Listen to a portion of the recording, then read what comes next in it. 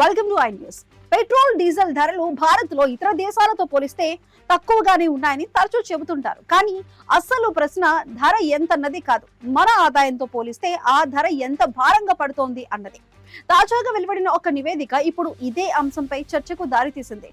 ప్రపంచంలోని పెద్ద ఆర్థిక వ్యవస్థలతో పోలిస్తే భారతీయులు తమ ఆదాయంలో ఎక్కువ భాగాన్ని ఇంధన ఖర్చులకే వెచ్చిస్తున్నారని ఆ నివేదిక చెబుతోంది. అసలు పరిస్థితి ఏంటి? వివరాల్లోకి వెళ్దాం.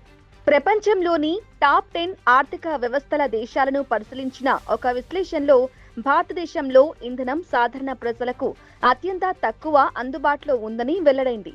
సగటు భారతీయుడు తన రోజువారీ ఆదాయంతో కేవలం 8 లీటర్ల పెట్రోల్ లేదా డీజిల్ మాత్రమే కొనగలుగుతున్నాడని నివేదికలో పేర్కొంది. అదే సమయంలో అమెరికాలో ఒక వ్యక్తి తన రోజువారీ ఆదాయంతో దాదాపు 199 లీటర్ల పెట్రోల్ కొనుగోలు చేయగలడని తెలిపింది. ఇక నిపుణుల అభిప్రాయం ప్రకారం సమస్య కేవలం ఇంధన ధరల్లో లేదు. భారతదేశంలో వ్యక్తిగత ఆదాయం ఇంకా అభివృద్ధి చెందిన దేశాలతో పోలిస్తే చాలా తక్కువగా ఉండటమే ప్రధాన కారణం. అందువల్ల పెట్రోల్ ధరలు అంతర్జాతీయ స్థాయిలో మోస్తరుగా కనిపించిన భారతీయ కుటుంబాల బడ్జెట్పై మాత్రం భారీ ప్రభావం చూపుతున్నాయి. ఇటీవల అంతర్జాతీయ పరిస్థితులు, ముఖ్యంగా మధ్యప్రాచ్య ఉద్రిక్తతలు ముడిచమురు ధరలపై ప్రభావం చూపుతున్నాయి.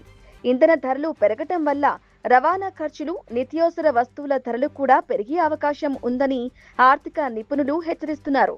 ఇంధన ధరల భారం నేరుగా వినియోగదారులపై పడితే ఆర్థిక వృద్ధిపైన ప్రభావం ఉండొచ్చని అభిప్రాయాలు వ్యక్తమవుతున్నాయి. ప్రస్తుతం భారత్ ప్రపంచంలో 3వ అతిపెద్ద చమురు దిగుమతి దేశం.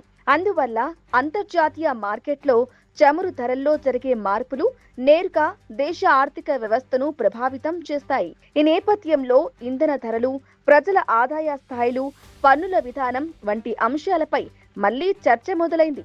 అంటే పెట్రోల్ ధరలు మాత్రమే కాదు, వాటిని కొనుగోలు చేసే ప్రజల ఆదాయం కూడా కీలక అంశం అన్నమాట.